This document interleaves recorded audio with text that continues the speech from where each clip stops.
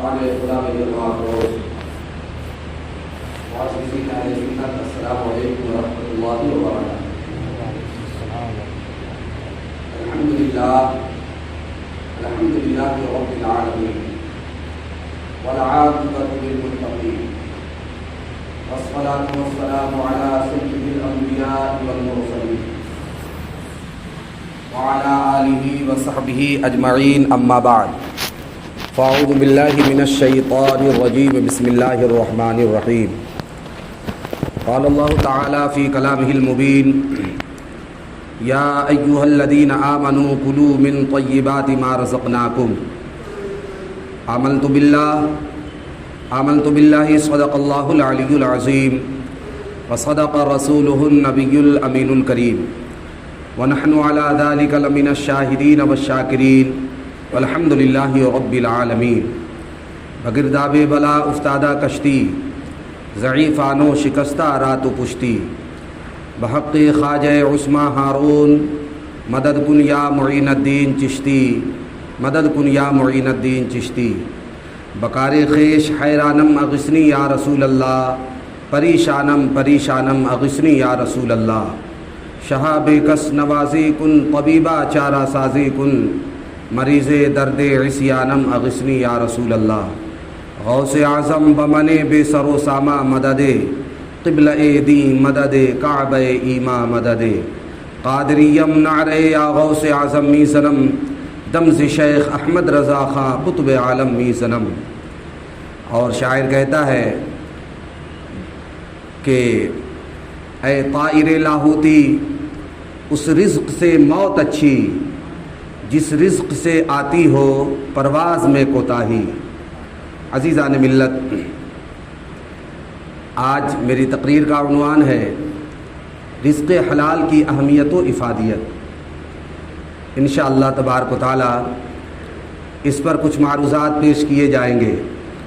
اس سے قبل کہ کچھ بیان ہو، آئیے سب سے اول اور مقدم حضور تاجدار مدینہ، راحت قلب و سینہ، راحت العاشقین، مراد المشتاقین، طٰہٰ و یاسین، خاتم النبیین، کونین کے دولہا، مکی مدنی سرکار علیہ تحیت و ثنا کے دربار گوہربار میں اپنی عقیدتوں کا نذرانہ پیش کرتے ہوئے کمال عقیدت و محبت کے ساتھ بآواز بلند ہدیہ درود و سلام پیش فرما لیں۔ اللہم صلی علی سیدنا شفیعنا حبیبنا مولانا محمد معدن الجود والکرم، منبع العلم والحلم والحکم، وآلہ وبارک وسلم، صلاۃ و سلاما علیک سیدی یا نور اللہ صلی اللہ تعالی علیہ وسلم۔ آپ یہ ہرگز نہ سوچیں کہ ہم لوگ تعداد میں کم ہیں تو مولانا صاحب کچھ خاص بیان نہیں کریں گے۔ انشاءاللہ تبارک و تعالی آپ کو وہی بیان سنایا جائے گا جو بڑے مجمع میں پیش کیا جاتا ہے۔ مواد حتی الوسع آپ تک پہنچانے کی کوشش کی جائے گی۔ ایک مرتبہ اور بارگاہ نبی صلی اللہ علیہ وسلم میں درود پاک پیش کیجیے۔ اللہم صلی علی سیدنا شفیعنا حبیبنا مولانا محمد معدن الجود والکرم، منبع العلم والحلم والحکم، وآلہ وبارک وسلم، صلاۃ و سلاما علیک سیدی یا نور اللہ صلی اللہ تعالی علیہ وسلم۔ عزیزان ملت، اللہ پاک نے قرآن کریم میں ارشاد فرمایا: یا ایہا الذین آمنوا کلوا من طیبات ما رزقناکم۔ اے ایمان والو، کھاؤ وہ چیزیں جو ہم نے تمہیں عطا فرمائی ہیں، ستھری چیزیں کھانے کا حکم ہے۔ اس سے رزق حلال پر روشنی پڑتی ہے۔ اور پھر رسول دو جہاں صلی اللہ علیہ وسلم نے ارشاد فرمایا، طبرانی کی روایت ہے کہ طلب الحلال واجب علی کل مسلم۔ حلال رزق کا تلاش کرنا ہر مسلمان پر واجب ہے۔ یاد رکھیں، پیارے رسول صلی اللہ علیہ وسلم ارشاد فرماتے ہیں کہ جب کوئی بندہ لگاتار رزق حلال کماتا ہے اور لقمہ حرام کی آمیزش نہیں ہونے دیتا تو اللہ تبارک و تعالیٰ اپنے نور سے اس کے قلب کو منور فرما دیتا ہے۔ اور حکمت کی راہوں کو اس کے دل سے جاری فرما دیتا ہے۔ ایک بزرگ فرماتے ہیں کہ جب کوئی انسان رزق حلال کا پہلا لقمہ اپنے منہ میں ڈالتا ہے تو اس کے پہلے کے تمام گناہ بخش دیے جاتے ہیں۔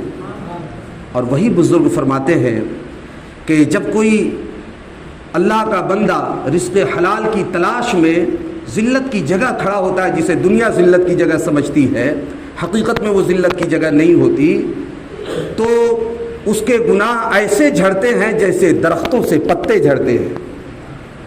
ایک مقام پر پیارے رسول صلی اللہ علیہ وسلم نے ارشاد فرمایا، اس حدیث پاک کے راوی حضرت ابو ہریرہ رضی اللہ تعالی عنہ ہیں، بڑے جلیل القدر عظیم المرتبت صحابی رسول ہیں۔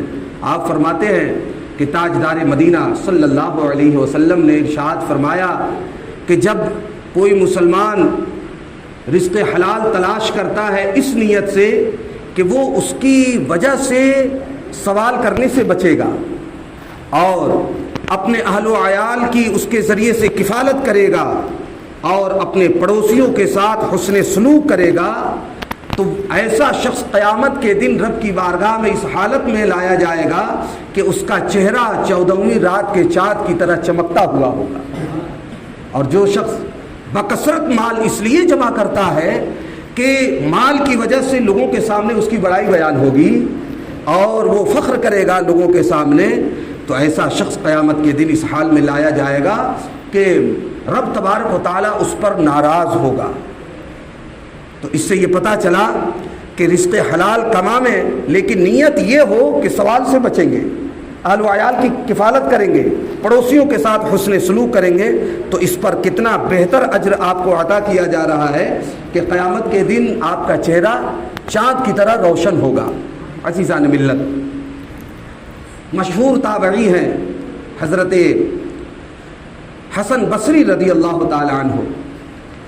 آپ کو حضرت مولا علی شیر خدا رضی اللہ تعالی عنہ سے خرقہ خلافت حاصل ہے، اور ام المؤمنین حضرت ام سلمہ رضی اللہ تعالی عنہ کا آپ نے دودھ بھی پیا ہے۔ آپ فرماتے ہیں کہ جب پہلی مرتبہ دینار بنا تو شیطان اسے آنکھوں سے لگایا، چوما اور کہا، اے دینار، جو تجھ سے دوستی کرے وہ میرا غلام ہے۔ تو یہاں سے یہ نتیجہ بھی نکالا جا سکتا ہے کہ جو اس دینار سے، اس مال سے دشمنی کرے وہ شیطان کا دشمن ہے، اور بہرحال شیطان کا دشمن ہی بن کر کے رہنا چاہیے۔ عزیزان ملت، آج کے زمانے میں ہم دیکھ رہے ہیں کہ بلا شبہ جو مال کی محبت میں گرفتار نظر آتا ہے وہ کثرت سے گناہوں میں بھی گرفتار نظر آتا ہے۔ اس لیے مال کی محبت چھوڑ کر کے مولا کی محبت اپنانے کی ضرورت ہے۔ عزیزان ملت، یہ نہ سمجھیں کہ صرف اس زمانے کے مسلمانوں کو حکم ہو رہا ہے کہ تم رزق حلال تلاش کرو، نہیں میرے پیارے، بلکہ یہ وہ حکم ہے کہ انبیاء سابقین بھی اس کے مکلف رہے۔ الحمدللہ رب العالمین، انبیاء کرام علیہ الصلاۃ والسلام کی سنت پاک ہے رزق حلال تلاش کرنا۔ ابو البشر حضرت آدم علیہ نبینا علیہ التحیۃ والثناء کھیتی باڑی کا کام کیا کرتے تھے حلال روزی کی تلاش میں۔ حضرت نوح علیہ الصلاۃ والسلام بڑھئی کا کام کیا کرتے تھے۔ حضرت ادریس علیہ الصلاۃ والسلام درزی کا کام یعنی کپڑا سلنے کا کام کیا کرتے تھے۔ حضرت سیدنا ہود علیہ الصلاۃ والسلام، حضرت صالح علیہ الصلاۃ والسلام تجارت کا پیشہ کیا کرتے تھے، اور حضرت داؤد علیہ الصلاۃ والسلام زرع بنا کر کے گزارا کیا کرتے تھے، اور حضرت سلیمان علیہ الصلاۃ والسلام تو پورے زمین کے بادشاہ تھے۔ ان کا حال یہ ہے کہ درختوں کے پتے اور ان کی چھالوں سے پنکھے بنایا کرتے تھے اور بازار میں انہیں فروخت کر کے اپنا گزارا کیا کرتے تھے۔ تو انبیاء کرام علیہ الصلاۃ والسلام بھی رزق حلال کی تلاش میں نکل جاتے۔ خود ہمارے نبی سرکار دو عالم صلی اللہ علیہ وسلم تجارت کیا کرتے تھے۔ صحابہ کرام رضوان اللہ تعالی علیہم اجمعین بھی یوں ہی رزق حلال کی تلاش میں نکل جایا کرتے۔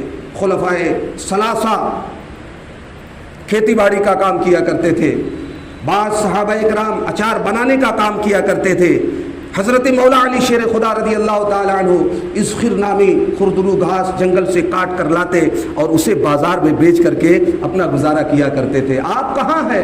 ذرا سوچیں تو. یہ نفوس قدسیہ رزق حلال کی تلاش میں اس قدر سرگرداں ہیں اور کوششیں کر رہے ہیں.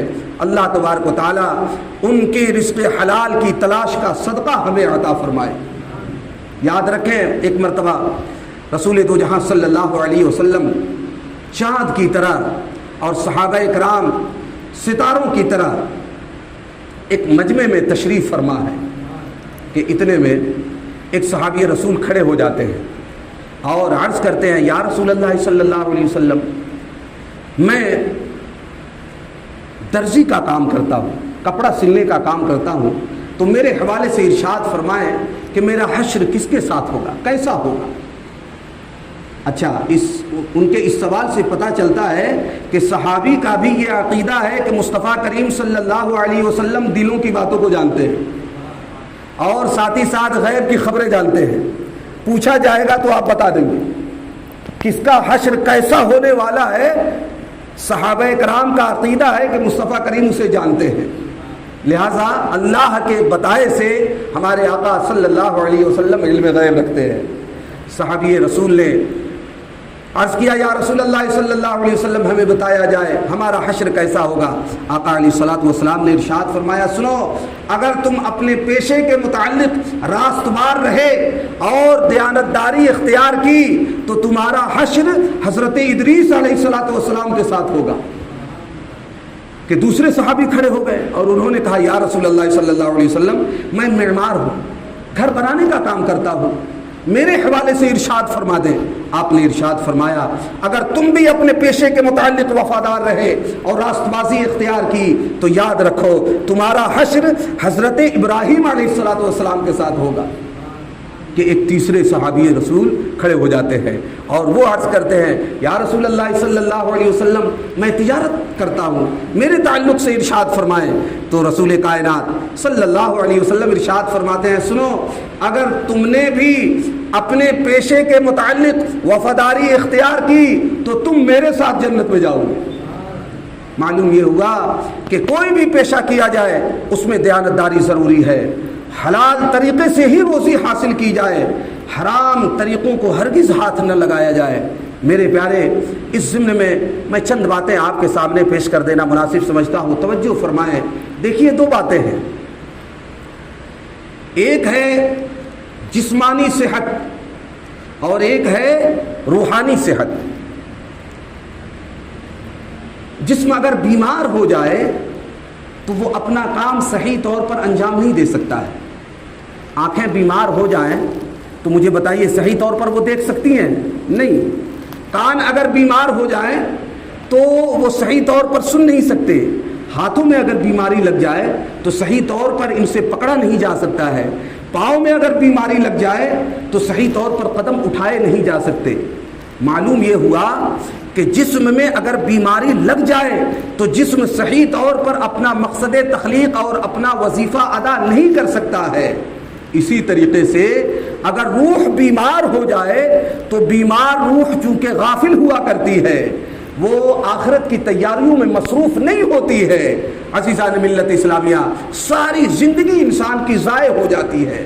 اس لیے دونوں کی صحت ضروری ہے, جسم بھی اچھا ہونا چاہیے اور ساتھ ہی ساتھ روح بھی صحت مند ہونا چاہیے.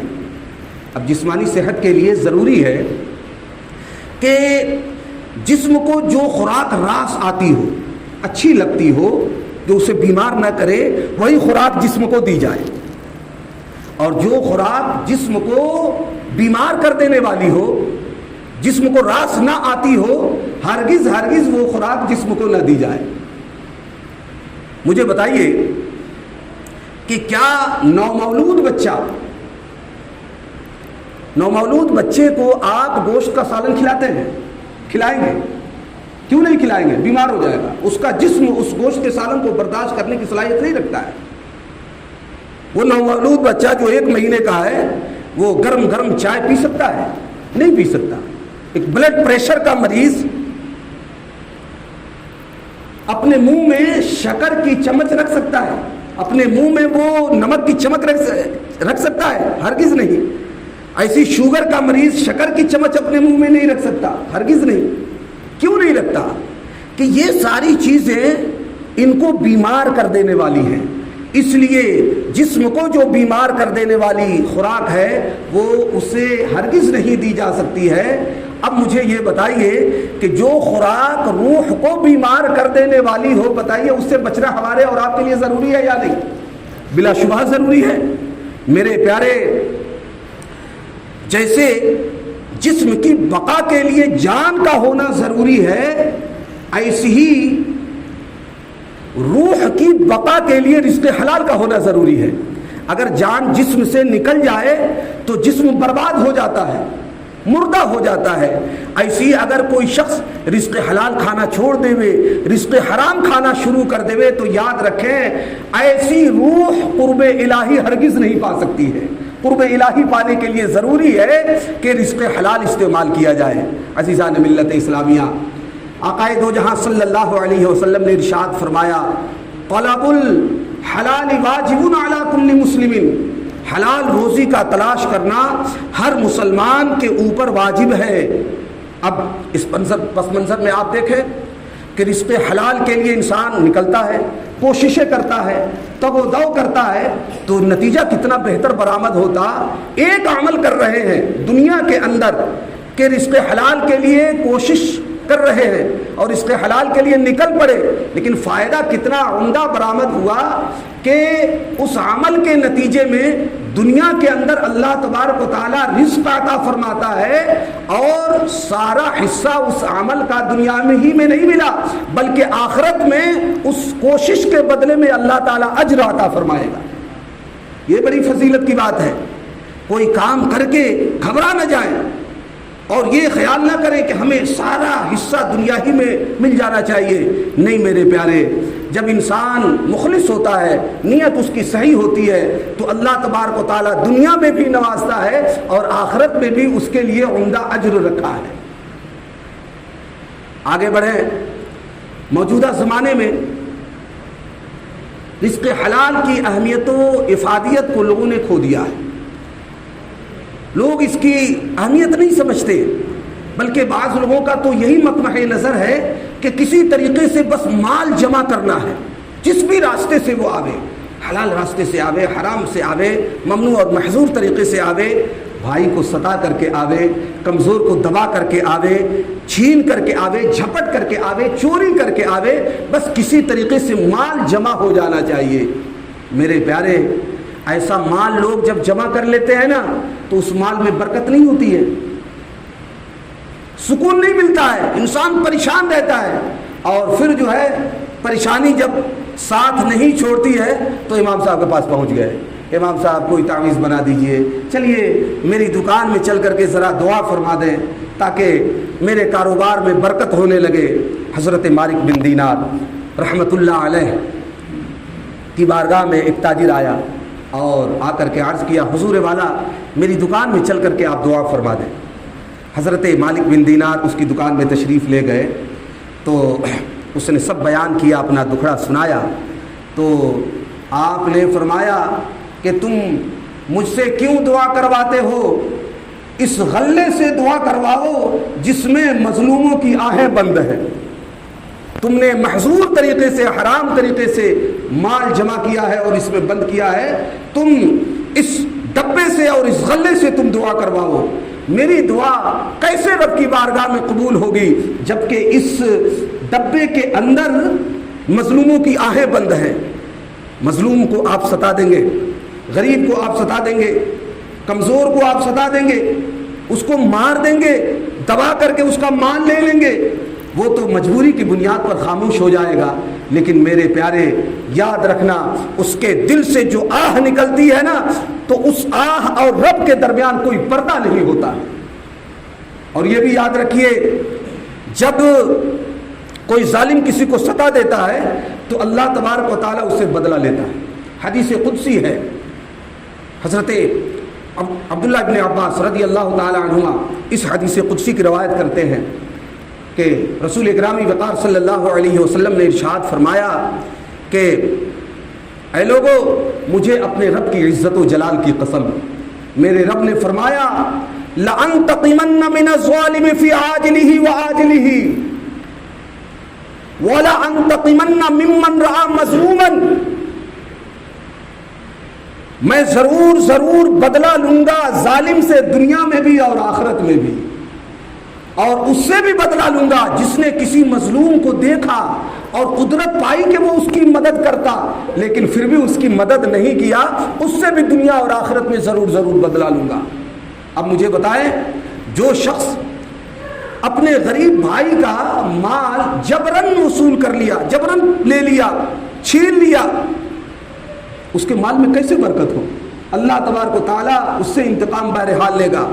یاد رکھیں میرے پیارے، چھین جھپٹ کر کے کھانا، دھوکہ دے کر کے کھانا، یہ مسلمانوں کا طریقہ نہیں ہے، یہ درندوں کا طریقہ ہے۔ درندے چھین جھپٹ کر کے کھاتے ہیں، لومڑی دھوکہ دے کر کے کھاتی ہے، اسی طریقے سے چھین کر کے کتے کھایا کرتے ہیں۔ ایک بوٹی گوشت کے لیے آپ دیکھتے ہیں کہ کتے آپس میں جھگڑتے رہتے اور چھینا جھپٹی کر کے کھاتے ہیں۔ مسلمانوں کا یہ طریقہ نہیں ہے۔ مسلمان کا طریقہ یہ ہے کہ وہ اللہ کی دنیا میں نکل جائے اور اس کے حلال کی تلاش کرے اور اس کے لیے محنت و مشقت کرے، تب و دو کرے۔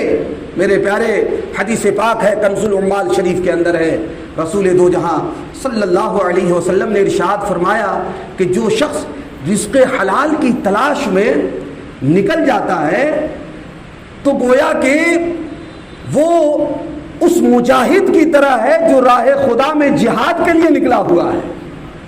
اس مجاہد کو جو اجر ملتا ہے وہی اجر رزق حلال تلاش کرنے والے کو عطا کیا جاتا ہے۔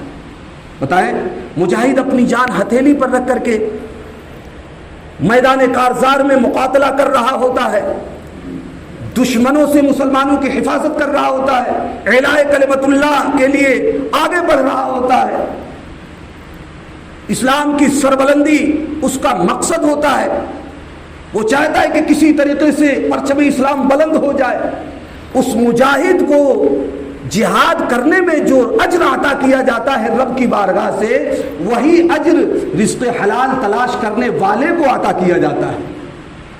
عزیزان ملت اسلامیہ، موجودہ دور بڑا ہی پرفتن دور ہے۔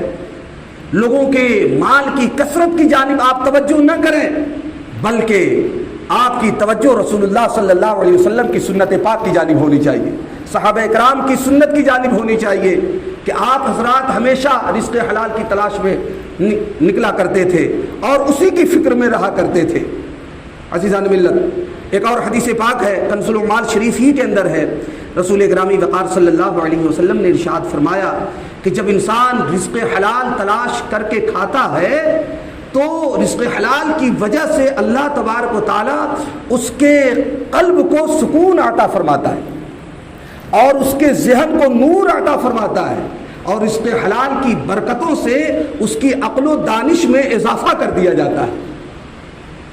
آج لوگ کچھ ایسے بھی ہیں جو چھینا جھپٹی تو نہیں کرتے لیکن مانگ کر کے کھاتے ہیں، گداگری کا پیشہ اختیار کر لیا۔ بلا شبہ ضرورت کے وقت میں شریعت اسلامیہ مانگنے کی بھی اجازت دیتی ہے، لیکن پیشہ وارانہ طور پر، گداگری کے طور پر مانگنے کی اجازت ہرگز نہیں دیتی۔ اس ضمن میں ایک حدیث پاک آپ کے سامنے پیش کر دیتا ہوں۔ ہدایہ آخرین کے اندر یہ حدیث پاک نقل کی گئی ہے استدلال کرنے کے لیے کہ رسول اکرامی وقار صلی اللہ علیہ وسلم کی بارگاہ میں ایک صحابی تشریف لائے اور کچھ سوال کیا، تو رسول پاک صلی اللہ علیہ وسلم نے ارشاد فرمایا تمہارے گھر میں کچھ ہے؟ تو انہوں نے عرض کیا ہاں یا رسول اللہ صلی اللہ علیہ وسلم، ایک چادر ہے جسے ہم بچھاتے ہیں اور اوڑھتے ہیں، اور ایک پیالہ ہے جس سے ہم لوگ پانی پیتے ہیں۔ محسن انسانیت صلی اللہ علیہ وسلم نے ارشاد فرمایا جاؤ ان دونوں کو لے کر کے آؤ۔ جب چادر اور پیالہ رسول پاک صلی اللہ علیہ وسلم کی بارگاہ میں حاضر کر دیا گیا تو آپ نے بولی لگائی کہ کون ہے جسے جو بڑھ چڑھ کر کے اسے خریدے، تو ایک صحابی نے 2 درہم میں دونوں کو خرید لیا۔ آپ نے 1 درہم ان صحابی رسول کو دیا کہ جاؤ اس سے غلہ خرید کر کے اپنے گھر میں ڈال دو، اور 1 درہم آپ نے عطا فرمایا اور حکم دیا کہ جاؤ بازار سے کلہاڑا لے کر کے آؤ۔ چنانچہ صحابی رسول جاتے ہیں، کلہاڑا لے کر کے آتے ہیں۔ وہ کیا سما ہوگا پیارے، جب محسن انسانیت صلی اللہ علیہ وسلم اپنے دستے مبارک سے اس کلہاڑے میں دستہ لگا رہے ہوں گے۔ آپ نے اپنے دستے اقدس سے اس کلہاڑے میں بے ٹھوک دیا، اور اس کے بعد ان صحابی رسول کو عطا فرمایا، حکم دیا کہ جاؤ جنگل سے لکڑیاں کاٹ کر کے لاؤ اور بازار میں فروخت کیا کرو۔ اگلا جو جملہ آپ نے ارشاد فرمایا وہ دل سے سننے کے لائق ہے۔ آپ نے ارشاد فرمایا یہ تمہارے لیے بہتر ہے اس بات سے کہ تم مانگ مانگ کر کے کھاؤ اور قیامت میں رب کے حضور اس حالت میں لائے جاؤ کہ تمہارے چہرے پر سوال کا داغ ہو۔ اللہ اکبر، اللہ اکبر۔ معلوم یہ ہوا کہ انسان جو مانگ مانگ کر کے کھانے کا عادی ہو جائے گا تو قیامت کے دن سوالات کے داغ اس کے چہرے پر ہوں گے۔ اس لیے پیشہ وارانہ گداگری اختیار کر لینے کی شریعت اسلامیہ اجازت نہیں دیتی ہے میرے پیارے۔ اور آج ذرا آگے بڑھیں۔ رزق حلال کی وہ اہمیت ہے کہ رسول پاک صلی اللہ علیہ وسلم کی حدیث پاک سے اسے ملاحظہ فرمائے کہ ایک صحابی رسول ہے حضرت عوف بن مالک رضی اللہ تعالیٰ عنہ۔ وقت زیادہ نہیں نہ ہو رہا ہے، کب تک ہے؟ 10 ماشاء اللہ۔ درود پاک سنائیے۔ اللہم صلی علی سیدنا شفیعنا حبیبنا مولانا محمد معدن الجود والکرم منبع العلم والحلم والحکم وآلہ وبارک وسلم صلاۃ و سلام علیک سیدی یا نور اللہ صلی اللہ تعالی علیہ وسلم۔ حضرت عوف بن مالک، آپ کو اچھا لگ رہا ہے؟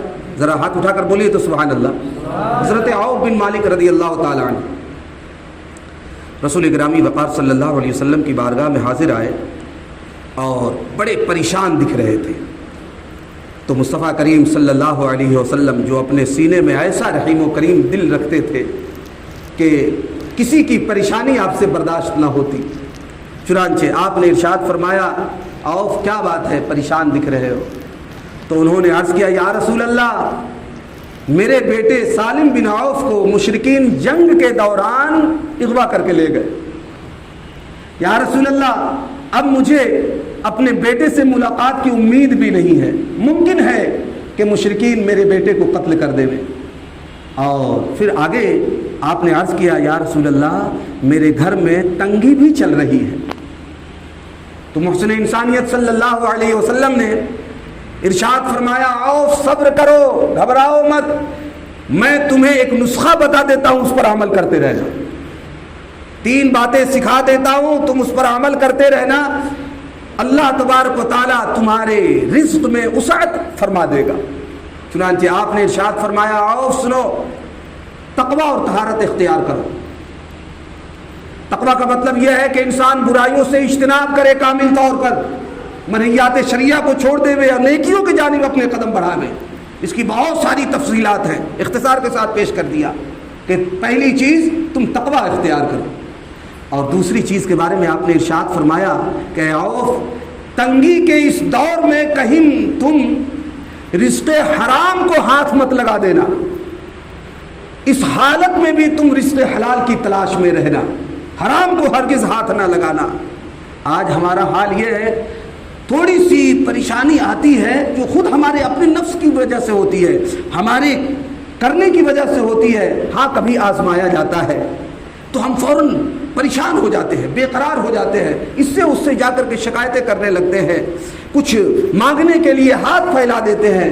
میرے پیارے رسول پاک صلی اللہ علیہ وسلم کی اس حدیث پاک پر عمل کرنے کی ضرورت ہے۔ آپ نے ارشاد فرمایا صبر کرو، تقوی اختیار کرو، اور اس تنگی کے عالم میں کبھی بھی حرام کو ہاتھ مت لگانا بلکہ رزق حلال ہی کی تلاش میں رہنا۔ اور تیسری چیز جو آپ نے ارشاد فرمائی وہ یہ کہ کثرت کے ساتھ لا حول ولا قوت الا باللہ العلی العظیم پڑھتے رہنا۔ سبحان اللہ۔ جناب عوف رضی اللہ تعالی عنہ اس نسخے کو لیتے ہیں، دل میں سجاتے ہیں، زبان پر جاری کر دیتے ہیں، کثرت کے ساتھ لا حول ولا قوت الا باللہ العلی العظیم پڑھ رہے ہیں، چلے گئے۔ جب چند روز گزر گئے تو حضرت عوف تشریف لائے۔ سبحان اللہ۔ ایسے وقت میں تشریف لائے کہ صحابہ کرام کا مجمع جمع ہے اور رسول کائنات صلی اللہ علیہ وسلم چاند کی طرح ان کے درمیان جلوہ افروز ہے. ایسے میں جناب عوف کے چہرے پر مسکراہٹ ہے. آقا علیہ الصلوۃ والسلام نے فرمایا عوف کو ادھر بھیجو. آپ آگے تشریف لائے تو مسکرا رہے تھے. رسول کائنات صلی اللہ علیہ وسلم فرماتے ہیں عوف کیا حال ہے بتاؤ. تو حضرت عوف بن مالک رضی اللہ تعالی عنہ ارشاد فرماتے ہیں, عرض کرتے ہیں یا رسول اللہ صلی اللہ علیہ وسلم, رزق حلال کی برکت سے اور آپ نے جو وظیفہ عطا فرمایا تھا اس کی کثرت سے میرا بیٹا سالم بن عوف آ گیا ہے. سبحان اللہ. اور یا رسول اللہ صرف سالم آیا ہی نہیں ہے بلکہ اپنے ساتھ ایک روایت کے مطابق 100 اونٹ اور ایک روایت کے مطابق 4000 بکریاں بھی لے کر کے آیا ہے. یا رسول اللہ صلی اللہ علیہ وسلم میرے لیے تو اتنا ہی بہت زیادہ تھا کہ میرا بیٹا میرے قریب آ گیا. ساتھ میں جو اتنا مال لے کر کے آیا ہے میں اس کا مسئلہ پوچھنے کے لیے آیا ہوں کہ یہ مال میرے لیے جائز ہے کہ نہیں ہے. سبحان اللہ. آج لوگ جو ہے کبھی پوچھنے کے لیے امام صاحب کے پاس, عالم صاحب کے پاس, مفتی صاحب کے پاس آتے ہی نہیں ہیں کہ ایسے مال کا کیا حکم ہے, اس مال کا کیا حکم ہے, فلاں طریقے سے آئے اس کا کیا حکم ہے. کوئی نہیں پوچھتا ہے. تو ہم یہی سمجھتے ہیں بس لوگوں کا مطمع نظر یہی ہے کہ مال آنا چاہیے چاہے جس طریقے سے آنا چاہیے. میرے پیارے حضرت عوف بن مالک رضی اللہ تعالی عنہ کے اس سوال سے جو ہے ہمیں سبق پکڑنے کی ضرورت ہے. آپ نے مسئلہ پوچھا یا رسول اللہ یہ مال ہمارے لیے جائز ہے یا نہیں. تو آقا علیہ الصلوۃ والسلام نے ارشاد فرمایا ہاں جائز ہے, اس لیے کہ یہ حربی کفار سے لیے گئے ہیں, یہ جائز ہے. تو پتہ یہ چلا کہ رزق حلال کی ایسی برکت ہوتی ہے کہ انسان مسکرانے لگتا ہے, گھر میں جو ہے مال کی کثرت ہونے لگتی ہے, آل اولاد میں برکتیں ہونے لگتی ہے, اللہ تبارک و تعالیٰ دامن مراد کو پوری فرما دیتا ہے. عزیزان ملت اسلامیہ, یہ تو رزق حلال کی برکتیں ہوئیں. اب ذرا حرام کی نحوست بھی آپ ملاحظہ کر لیں. کنز العمال شریف کے اندر یہ حدیث پاک ہے کہ رسول پاک صلی اللہ علیہ وسلم نے ارشاد فرمایا کہ جب کوئی انسان حرام مال جمع کر لیتا ہے نا تو 3 نحوستیں اس کے ساتھ آ کر کے لگ جاتی ہیں جسے وہ جدا نہیں کر سکتا. سب سے پہلی نحوست یہ ہے کہ جب انسان حرام مال جمع کر لیتا ہے تو اس سے جب وہ صدقہ کرے گا تو اس کا صدقہ قبول نہیں کیا جائے گا. اللہ اکبر. لوگوں کو اس تعلق سے غور کرنے کی ضرورت ہے. حرام مال سے اگر حج کر لیا جائے تو وہ حج قبول نہیں کیا جاتا ہے, اگرچہ فرضیت ادا ہو جائے گی لیکن حج قبول نہیں کیا جائے گا. آج کے زمانے میں ایسا ہی ہوتا ہے. حاجیوں کی نیکیوں کو دیکھنے کے بعد بڑا افسوس ہوتا ہے کہ حج پڑھنے سے پہلے جتنی نیکیاں کرتا تھا حج پڑھنے کے بعد اس پرسنٹ میں اور کمی ہو گئی, اور حج پڑھنے سے پہلے جو برائیاں کرتا تھا حج پڑھنے کے بعد برائی کے پرسنٹ میں اور اضافہ ہو گیا. علماء کرام نے بیان کیا ہے کہ حج مقبول و مبرور کی علامت یہ ہے کہ حج پڑھنے سے پہلے جتنی برائیاں کرتا تھا حج پڑھنے کے بعد ان برائیوں کے پرسنٹ میں اگر کمی ہو گئی تو سمجھ لو کہ اس کا حج جو ہے قبول ہو چکا ہے, اور نیکیوں میں اضافہ ہو گیا تو سمجھ لو کہ اس کا حج قبول ہو گیا ہے. پہلے کے زمانے میں لوگ پانی کے جہاز سے مہینے کی مسافت طے کر کے حج پڑھنے جایا کرتے تھے. موت کو منہ سے اپنے سر کی آنکھ سے دیکھتے ہوئے جاتے تھے. کشتی میں سوار ہیں اور جب نگاہ اٹھ رہی ہے تو پانی ہی پانی نظر آ رہا ہے. اب گئے کہ تب گئے. خیر خدا خدا کر کے ساحل سے جب کشتی لگتی تھی خدا کا شکر ادا کرتے, ارکان بھی دل جمعی کے ساتھ اور خشوع اور خضوع کے ساتھ ادا کرتے, اور مصطفیٰ کریم صلی اللہ علیہ وسلم کی بارگاہ میں جب حاضر ہوتے تو خوب دعائیں کرتے, یا رسول اللہ پتہ نہیں دوبارہ یہاں پر آنا نصیب ہو کہ نہ ہو, سفر بہت مشکل ہے, یا رسول اللہ صلی اللہ علیہ وسلم قیامت کے دن آپ ہماری سفارش کرائیں اور ہماری شفاعت کرائیں. رسول دو جہاں صلی اللہ علیہ وسلم کا صدقہ عطا ہوتا. وہ حاجی حج پڑھنے کے بعد جب وطن واپس آتا تو تمام گناہوں سے کنارہ کش ہو جاتا. تو ایسے حاجی کو لوگ مصیبت کے وقت میں اپنی دعا کی قبولیت کے لیے وسیلہ بنایا کرتے تھے. لیکن آج کے زمانے میں حج پڑھ کے آیا تو اور برائیوں میں اضافہ ہو گیا. جانتے ہیں ایسا کیوں؟ اس کا مال اچھا نہیں ہے, اچھے مال سے اس نے حج نہیں کیا ہے. اور جب راہ خدا میں خراب مال خرچ کیا جاتا ہے, صدقہ کیا جاتا ہے, اللہ تبارک و تعالیٰ اسے قبول نہیں فرماتا ہے. تو سب سے پہلی نحوست یہ ہے کہ انسان حرام مال کو جب صدقہ کرے گا تو قبول نہیں کیا جائے گا. اور دوسری نحوست یہ بیان کی رسول گرامی وقار صلی اللہ علیہ وسلم نے کہ جب وہ حرام مال جمع کر کے خود اپنی ذات پر خرچ کرے, مثال کے طور پر اس سے بلڈنگ بنا لے, اچھی بلڈنگ بنا لی, ایک دم چمچماتی ہوئی بلڈنگ ہے, یا اچھے قسم کا کپڑا خرید کر کے اس مال سے زیب تن کر لیا. یاد رکھو آقا علیہ الصلوۃ والسلام فرماتے ہیں کہ اس گھر میں اس کو سکون نہیں ملے گا اور اس کپڑے سے اس کو عزت نہیں ملے گی.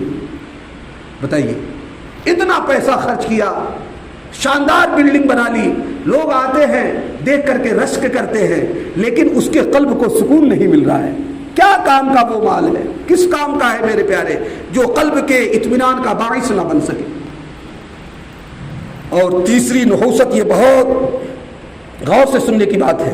آقا علیہ الصلوۃ والسلام نے ارشاد فرمایا, اور اگر وہ حرام مال چھوڑ کر کے مر گیا, اس کے وارثین اس حرام مال کو استعمال کرنے لگے, تو یاد رکھو جب تو وہ اپنے لیے جہنم کا سامان کر گیا, اللہ کو استعمال کریں گے اس کے وارثین, اس کی اولاد استعمال کرے گی, اور عقاب عذاب اس کو ہوگا. یہ ہے حرام مال جمع کرنے کی نحوستیں. یاد رکھو پیارے, حرام مال جب کوئی انسان جمع کر لیتا ہے نا, اس کی دعا قبول نہیں ہوتی ہے. حضرت وہب بن منبہ رضی اللہ تعالی عنہ فرماتے ہیں کہ ایک مرتبہ حضرت موسیٰ علیہ الصلوۃ والسلام نے ایک شخص کو دیکھا کہ بڑی تضرع و زاری کے ساتھ وہ دعائیں کر رہا ہے, تو آپ نے رب کی بارگاہ میں التجا کی, اے مولا اس کی دعا کیوں نہیں قبول فرما لیتا. تو حضرت موسیٰ علیہ الصلوۃ والسلام کی طرف وحی کی گئی اور بتایا گیا, اے موسیٰ یہ اس قدر روے کہ اپنے آپ کو ہلا کر لے, اور اس قدر اپنے ہاتھ اونچا کرے کہ آسمان سے اس کے ہاتھ چھو جائیں, تب بھی اس کی دعا میں قبول نہیں کروں گا, اس لیے کہ اس کے پیٹ میں بھی حرام ہے, اس کی پشت پر بھی حرام ہے, اور اس کے گھر میں بھی حرام ہے. عزیزان ملت اسلامیہ, رب تبارک و تعالی ہم سب کو رزق حلال کمانے اور اسے ہی کھانے کی توفیق رفیق عطا فرمائے, اور رزق حرام سے کامل طور پر اجتناب کرنے کی توفیق رفیق عطا فرمائے. آمین بجاہ النبی الکریم علیہ الصلاۃ والتسلیم. استغفر اللہ ربی من کل ذنب واتوب الیہ, لا الہ الا اللہ محمد رسول اللہ, وما علینا الا البلاغ المبین. السلام علیکم ورحمۃ اللہ تعالی وبرکاتہ.